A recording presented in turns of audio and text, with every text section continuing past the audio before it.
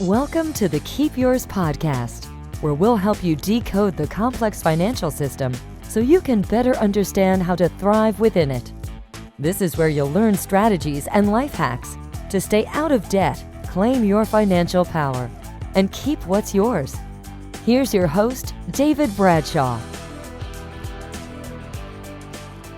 Citizens of the world, welcome back to another Keep Yours podcast, where we try and keep a few more dollars in your pocket so you can spend it the way that you want to.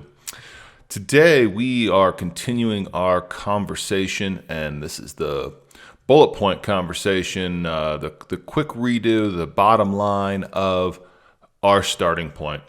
So if we take you back to what we're trying to accomplish here, which is, everybody having a point at which they can evaluate themselves and start a starting place.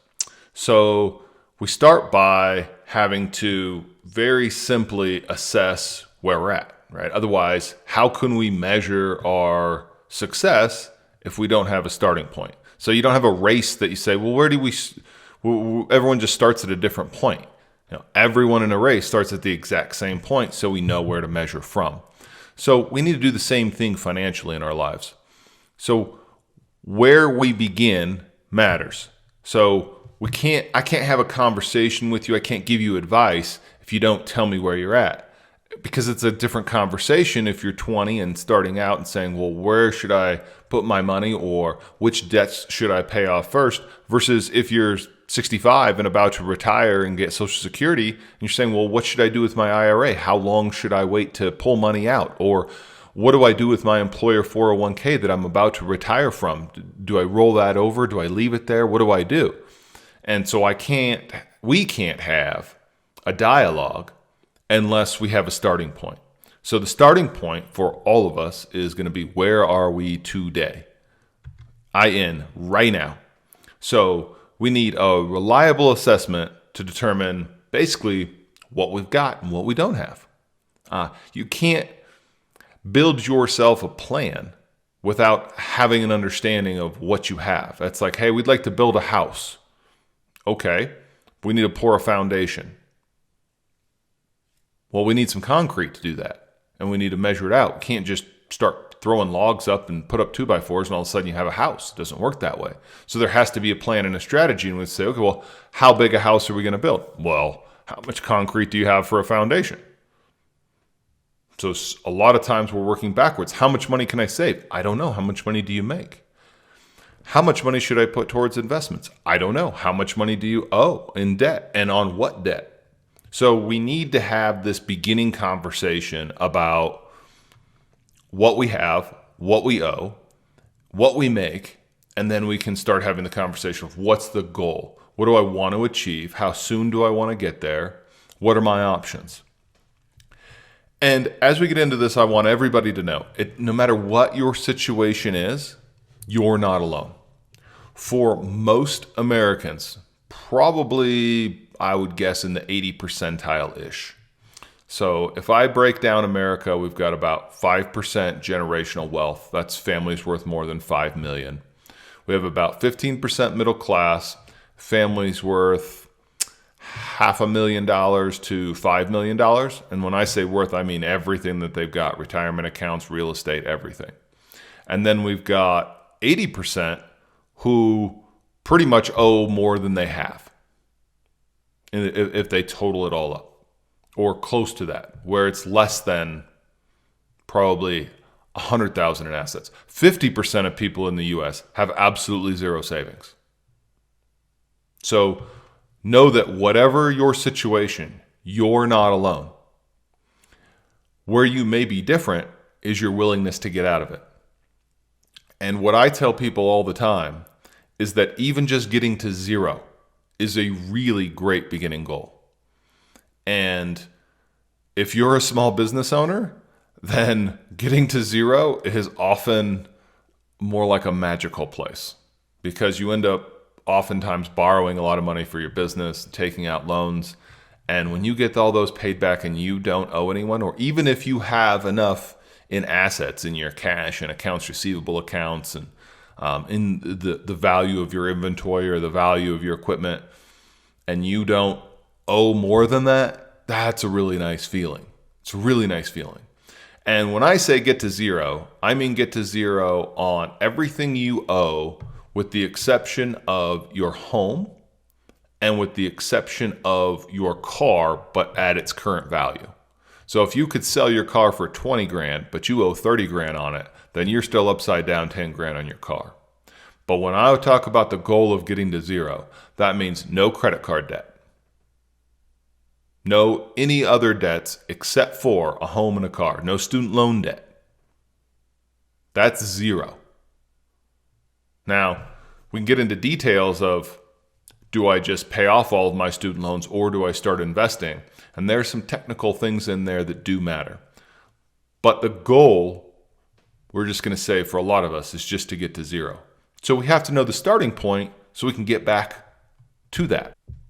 So how do we make our list of our starting point? So we start with, what do we have? Simple column, you can take any piece of paper and put a line through the middle of it. What do I have on the left? And we know what goes on the right. It's what we don't want to talk about. It's what we owe. And if we take A minus B, that's our value. Okay, so that's what we have. So if you list out your home, your car, and when I say what you have, I don't mean what you paid for it. So if you paid, let's say you bought a brand new car and you paid $40,000 for this new truck. And today, if you had to sell it, it's worth $30,000. Then your truck is not worth $40,000. It's worth what you could sell it for today. And if you want an easy way to do this, go get Kelley Blue Book and use the low Kelley Blue Book value, because that's what they'll give you on trade-in. They're not going to give you the high Kelley Blue Book value. You're going to get the low Kelley Blue Book value. So when we're deciding what we have and what we don't have, typically the problem is we like to be optimistic about the value of our assets. So our home is worth $500,000. But guess what?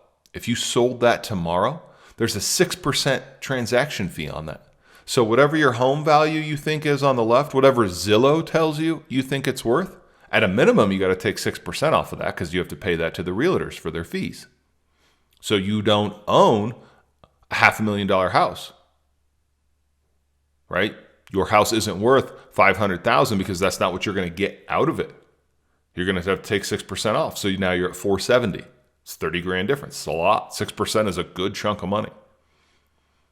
And what you owe. That's the full of what you owe. That's all of your mortgage. Plus if you haven't paid all your real estate taxes. Plus anything else you owe on that house. So what I owe on the car is right next to the car. Now, often what we like to do is all of the things that we've bought with our credit card, our television, our furniture, everything inside of our house that we might have bought on a credit card, we like to say that that's worth what we paid for it. Again, not a chance. Not a chance. What could you sell it for today? And typically, when you buy any product, it loses half of its value the moment it's not new. Which is why I often recommend buying used things, because they're half price to start. So we start off with what we have, what we owe. That tells us basically our net worth. Now, if you go through and you list out all of your accounts that you have, every credit card, every bank account, everything that you owe something on. And the easy way to do this is get your credit report. That's going to show you what you owe. And then what you have, you probably know that. So that's where we are today in terms of, do we actually have assets or do we owe more than our stuff is worth? The next thing, what do we got? If I'm going to keep that home, if I'm going to keep that car, what are those payments that I got to make? That's going to help us with our budgeting. And the last thing that I want everybody to think about is leave out the negative associations you have with these things. So if you made a bad decision on buying your car, you got screwed by the car dealership, not uncommon. We don't need the notes of that. Those are your personal learning experiences that hopefully you'll take into the future as educational expenses, is the way I like to view it. But what I don't want to do is take baggage of the financial transactions with you. So we want to look at this objectively, and when we have the emotional responses to what happened, we fail to do that. So our list is what we need to pay each month and what we owe and what we have. And we could sit down and we have a starting point to have our discussion of what are we bringing in each month, what has to go out each month, what could we possibly save, how are we going to pay down this debt? And then we begin to develop some short-term goals and some long-term goals. And getting to zero isn't necessarily going to be a short-term plan for everybody. Depending on the amount of debts that you have, it may take a while. So it may take multiple years, but if you don't have a plan, it's probably going to take longer than that. And if you develop a plan, there's things that we can do along the way to speed that plan up, especially once it's in motion. But when we're not making strides towards our goal, when we're not trying to get out of debt, when we're increasing our debt every month and not reducing it, it's a lot harder to implement those things. And those kinds of things that I'm talking about is, let's say you owe $5,000 in credit cards, and you have about $300 extra each month after you do your budget and after you start cutting things out to pay down those credit cards. Right? So if you just did the simple math, if there was no interest on those credit cards, which of course there's interest on those credit cards, but just for our simple math, we're getting $300 a month that we're putting towards the credit cards, and we owe $5,000. So how many payments do we need to make? About 17. Okay, so that's a year and a half, but we also have to pay interest. So that's looking closer to 2 years. How do we start shortening that period? Well, after you start making a couple of payments and start reducing that balance, first off, call the credit card company, ask them to reduce the interest rate. Or maybe now a few more payments, your credit improves. We could do some other things to try and improve your credit along the way. Now you might be eligible for a car with, let's say, a card with a 3% transfer fee, but no interest for a year. So we save the interest expense minus the transfer fee. That's one way we could move some money around. Maybe we have a home equity line of credit. We could use that to pay off the credit cards, and then all of our money goes to home equity line of credit, and that's at a lower interest rate, which allows us to pay it back faster. But until we have a goal and until we have a plan, none of that matters. But we can't have a plan if we don't know where we're starting from. So the whole idea here is to figure out our starting point so we can develop our plan. Long-term, short-term.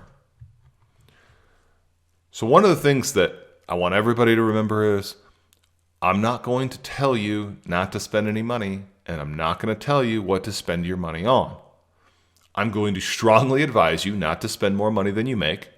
I'm going to strongly advise you to save some of your money so you begin to participate in capitalism and you're not bound to continue to work the rest of your life. But I'm not going to tell you what to spend your money on, because the things that bring you joy are the things you should spend your money on. I like to go snowboarding. Snowboarding's a fairly expensive habit.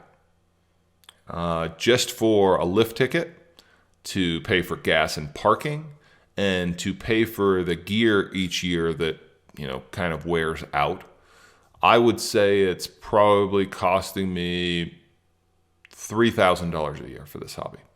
I also like to play golf, and golf's expensive. That could be $50 to $100 easily per round, and I might play 20 rounds a year. But those are the things that I like to do. So I want to spend money on those things. And that's the key point here, is spend money on what you really enjoy doing. But I also try and not spend money on things that I don't really care about. I'm not necessarily that into art. So every time it's First Friday art museum walks, let's go spend a bunch of money on, paintings and art. And it's not really my thing. But for some people, that's their thing. So It's figuring out the things that are really important to you, that you like, that bring joy into your life, that make you smile. If it makes you smile, probably something that you enjoy spending money on versus just spending money on it because you can. Those are the things we want to take away. Because when we spend more money than we make, we end up working for other people to pay interest to the people that loaned us the money. And I don't like working for others just to have more stuff I don't care about. So that's part of the goals. Part of the goals is you might want to save money for something particular. It doesn't have to be your retirement right away. It doesn't have to be you want complete financial independence. It may be you want some material thing. That's okay. There's nothing wrong with that. So we need a starting point. That starting point needs to be where you're at. And once you get to that, then we can have a real conversation about everything else. So that's all we got. The bottom line is you need a starting point, which is what you got and what you owe, how much you make, how much your payments are, and then you develop your own goals. That's as simple as I can make it for you. Hope that all makes sense. Thanks for listening. Catch you next time for another episode of Keep Yours. Keep a few more dollars spending where you want to. Thanks for listening to the Keep Yours podcast. If you like what you've heard, head on over to iTunes to subscribe and leave us a review. This will help us reach more listeners, grow the show, and keep putting out more episodes like this one. Check out show notes and more resources at www.keepyours.org. See you next week.